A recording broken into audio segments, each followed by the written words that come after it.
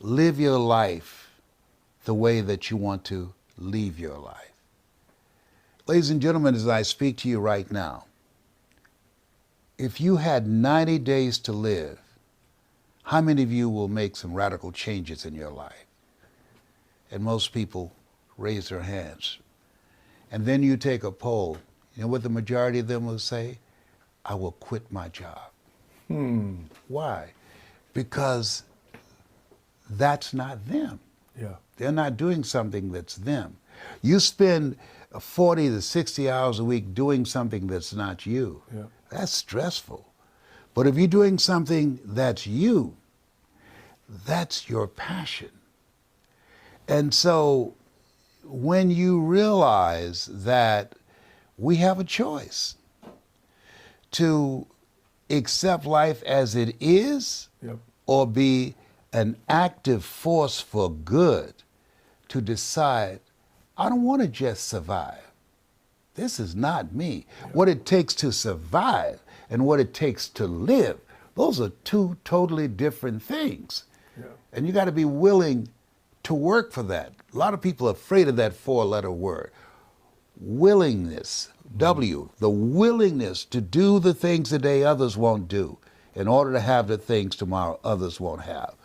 O, ownership of your life, taking full responsibility for where you are. George Bernard Shaw said that people that make it in his life, they look around for the circumstances they want, and if they can't find them, they create them.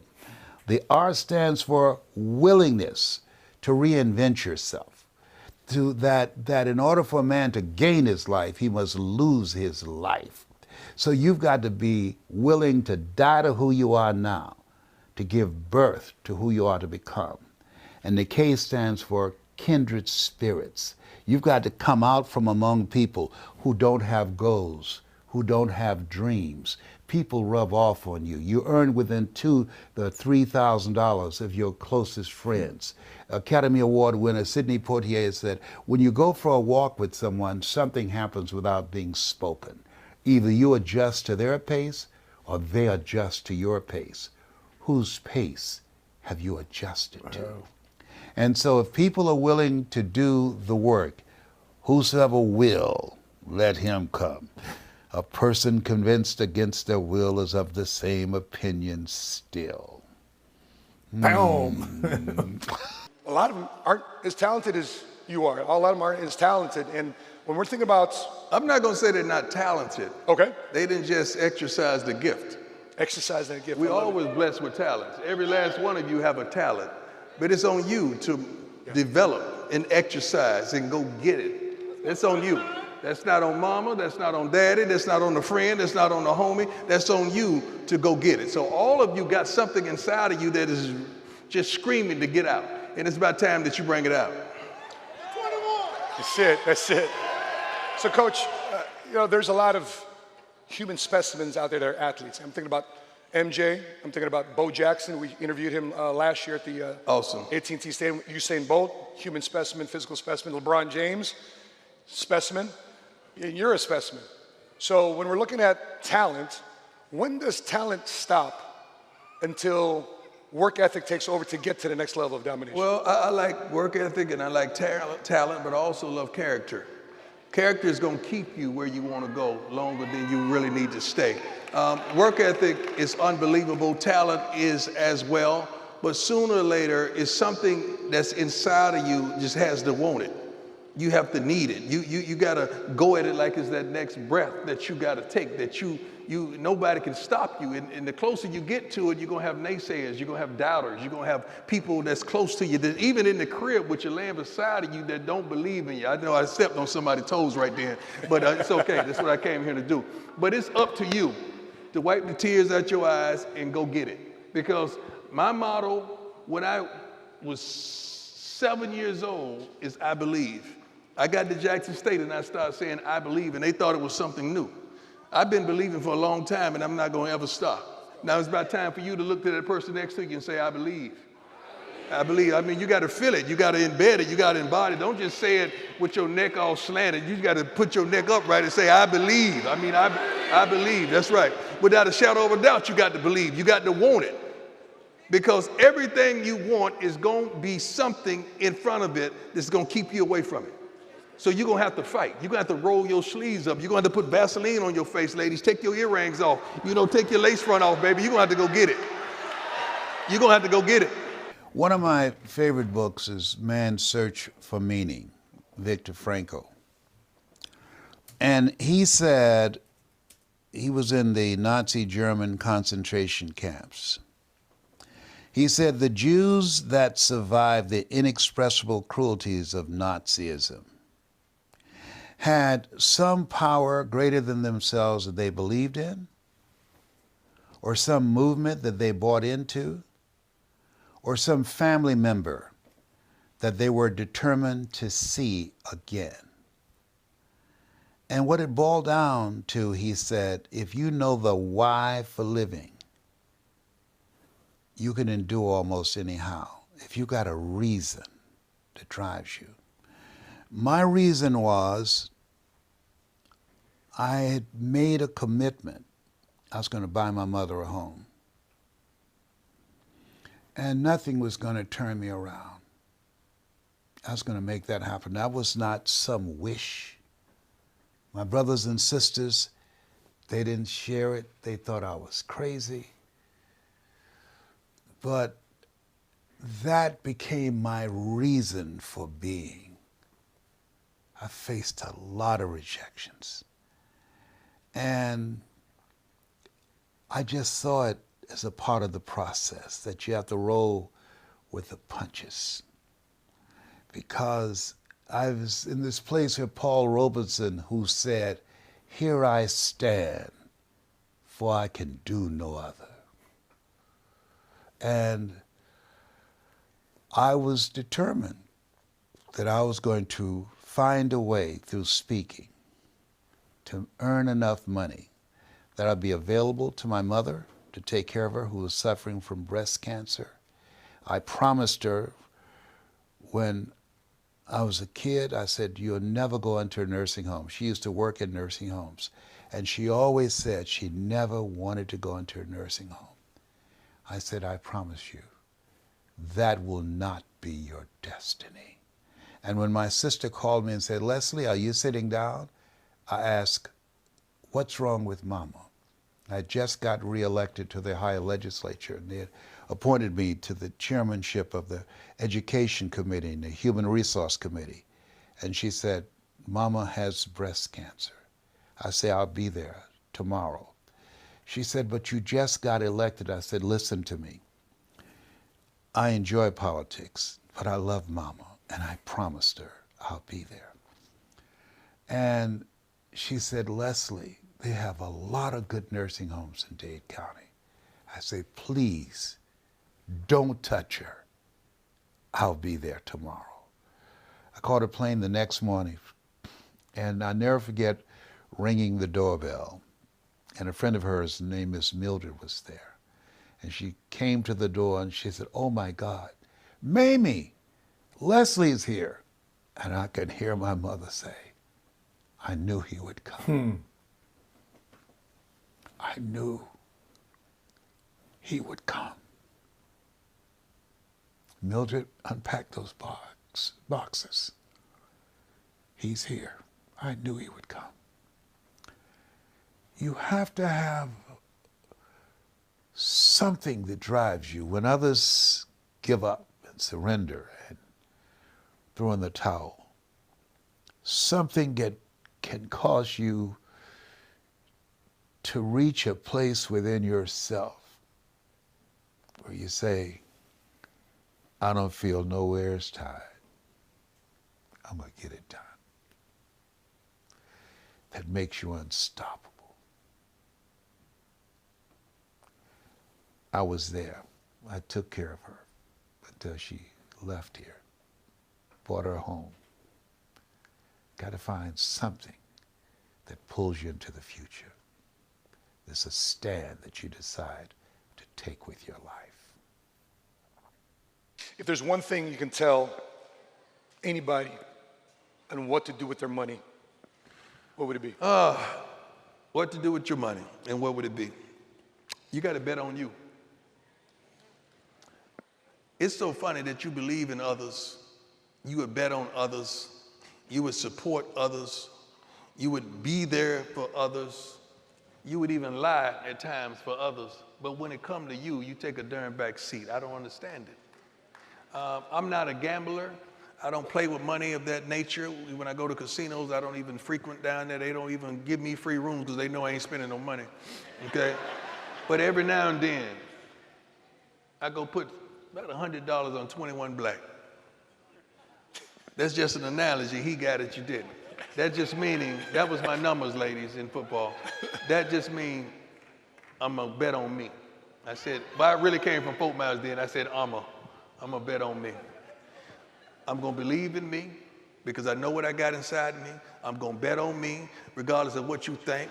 I'm gonna be there for me regardless if you there or not. I see me, I know what I'm capable of, I know my shortcomings, I know what I would do under pressure, I know what I won't do under pressure. I've introduced myself to me probably over 2 decades ago, and I know me. And I'd be darned if I'm not gonna bet on me. I don't know you like that. I don't know you under pressure. I love you. I love what you accomplish. I adore you. I love the way you dress. I love that gown you got on, baby. I love those pants and those jeans. I love the way you flowed your outfit. But I don't know you. But I do know me. And I be darned. I know I got some improvement to do. I'm not perfect, but baby, I'm present. That's what I tell my kids. I'm not a perfect father, but I'm present. When you look around, I'm going to be there. But I'm going to bet on me every darn time. And I promise you, I'm going to stick to it no matter what, and I'm going to win. So my advice to you is bet on yourself. If we look at the difference between what I do and what ministers do, ministers preach the gospel about Jesus. I preach the gospel that Jesus preached. They sell the messenger, I sell his message. Boom. When they demanded of the Jewish carpenter when the kingdom of God shall come, he said, he didn't talk about brick and mortar, some building, the kingdom of God cometh not by observation. They shall say, is neither lo there, lo here, behold, the kingdom of God is within you. You can't have a kingdom without a king. Kings rule. You must master the king in you. Most of us have been programmed to fail. Most of us are being manipulated by the media, by our computers. Studies indicate that most people look at their phone over 400 times a day. They've given up control, the real estate of their mind, the kingdom within, to commercial advertising. They've been programmed to be fans, to be spectators, as opposed to being co-creators in how they're going to live their lives. You know, Abraham Lincoln said, the future belonged to those who created. We were born to create. And so this time where we are, this place where we are, people should not be focused on the television set and what's going on in the Ukraine, and my heart goes out to them and my prayers and my support for them. But they should be focused on what kind of person must I become that will help me to learn how to turn adversity to my advantage. Because life is going to always be challenging. Think it not strange that you're faced the fiery furnaces of this world. You will, not you might, you will have tribulations. It's a part of the process. And so our goal is to master your kingdom. That we have to go within, as we say, that you don't live life as it is, you live life as you are. And so if we train our children how to live their lives from the inside out as opposed to the outside in, we can reduce the dropout rate, the suicide rate, the unexplained violent behavior, people fighting over toilet paper. Yeah. in a grocery store or fighting over a parking spot, that's somebody that's not in their right mind. And so people are breaking down to a very large extent. But the people that will make it through this place where we are, there's an African proverb that says, if there's no enemy within, the enemy outside can do us no harm. Shakespeare said, the fault, dear Brutus, is not in our stars, but in ourselves, that we are underlings. If people take the time, a minimum of 2 to 3 times a day, to get still, to get quiet, to go within, speak, Lord, thy servant heareth thee, and listen to the whispering of your soul. What am I supposed to do next? As opposed to listening to the world.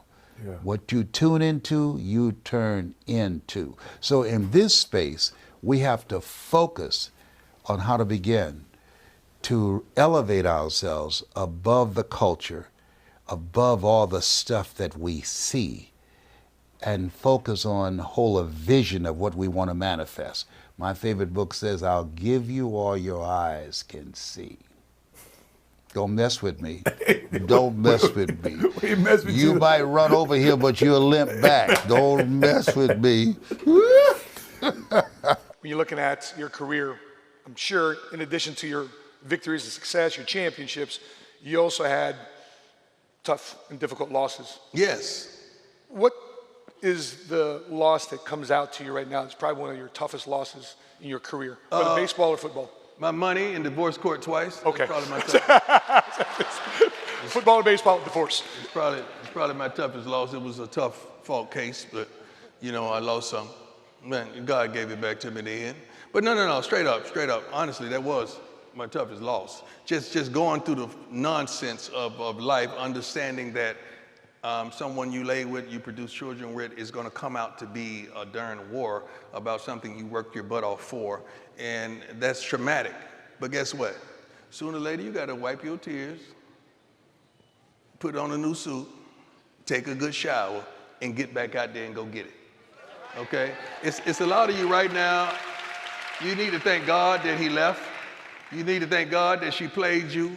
You need to thank God that they did you that way. You need to thank God that they walked away. You need to thank God that you got strong enough where you finally said, no, you ain't doing me like that no more. And you need to thank God that it happened, because if it hadn't happened, you wouldn't be as strong. You wouldn't be as tough. You wouldn't be as resilient. You wouldn't be as provocative as you are now. So some things we got to thank God for, because God is trying to move that out the way so he can usher you in and blessing you to a whole new beginning. And that's why I am.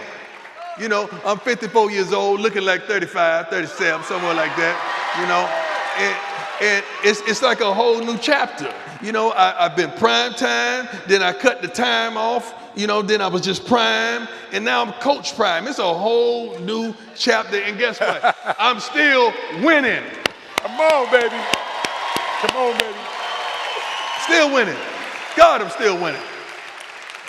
By the way, in the audience right now, raise your hand if you've ever been through a divorce or family court. Two. Right? Two. There it is. There it is. It's tough. It's tough because you think so. You're almost like it hurts you as a man, as a provider. It hurts you emotionally, financially. I mean, it's a death, but they still walking around. That's really what it is. It's like losing somebody, but they still walking around. You can see it. Dang, I see you died real good. Yeah, you see that. Forgot about that. We have to continue to educate people on the reality that you can make a difference. Politics is a part of it, but it's not the absolute. That we have to be actively engaged in being current in terms of our knowledge and skills, because whoever's in the White House, it doesn't matter if you don't have the skill set and the mindset to turn adversity to your advantage, or to find a way to get your piece of the pie. That's the name of the game. Yeah. That there's a big pie out here and everybody wants a piece of it, but everybody's not going to get a piece of it, because the road to life is straight and narrow. And few there be that find it, because few there be that are willing to do the inner work. Few there be that are willing to upgrade their skills and their knowledge. Few there be that will face rejections and no's day in and day out and decide it's not over until I win. That most people, they allow themselves to be broken. They will surrender. But you have got to have the kind of mindset, no matter how bad it is or how bad it gets, I'm going to make it. You're not going to stop me. I have a goal, I have a dream, and my stopping or giving up because of the failures, because of the rejections, that's a non-negotiable no. I'm coming at you from another angle, and I'm not going to stop till I get through. We all have that in us. We don't know how strong we are until we have to be strong. Yeah. And so we're not taught in school resiliency. We're not taught how to handle rejection. That's why so many kids are committing suicide, being bullied, because they have a limited, weak sense of self. Dr. Martin Seligman, who wrote the book called Psycho-Cybernetics, who discovered self-image, that we need to have a curriculum that builds a person's sense of identity. Once your life has a sense of identity, that gives your life a sense of purpose. And once your life has a sense of purpose, that gives your life a sense of direction. And so Nietzsche said, if you know the why for living, you can endure almost anyhow. When you know why you're here and what you're supposed to do with your life because of that time that you've taken to ask yourself some questions of why am I here? What's the meaning of my life? Mark Twain said, the two most important days in your life, the day that you're born and the day that you realize why you're born. Most of us don't take the time to get quiet and get still. Most people die at age 25 and don't get buried until they're 65. Most people don't put their minds around the reality that life is God's gift to us, and how we live our lives is our gift to God. We pulled up this YouTube video, your top 50 plays. We won't go through the whole thing, but let's take a look at some of your top plays. All right, here we go. Can we stop it? I want to stop it. I don't want you to clap because I'm going to say something that you're not going to believe. Those aren't my top plays. Let me tell you why. Because, see, my top plays happened at practice when no one was looking. My top plays happened in Fort Myers, Florida, when none of you knew anything about me. My top plays happened when there was no camera there. See, those are the plays you just caught on camera. Those weren't my top plays because I practiced like I played, so when I played, it would be practice. Yeah, you were supposed to clap right there because that was straight. Amen to that. Yeah. Come on, get up to practice plays. So there's somebody out there right now, the light ain't on you, but keep making plays. Nobody's talking about you, but keep making plays. That's right. I know your sales numbers aren't where your friend is, but keep making plays. I know nobody's talking about you, and you're not on the leaderboard right now, but baby, keep making plays.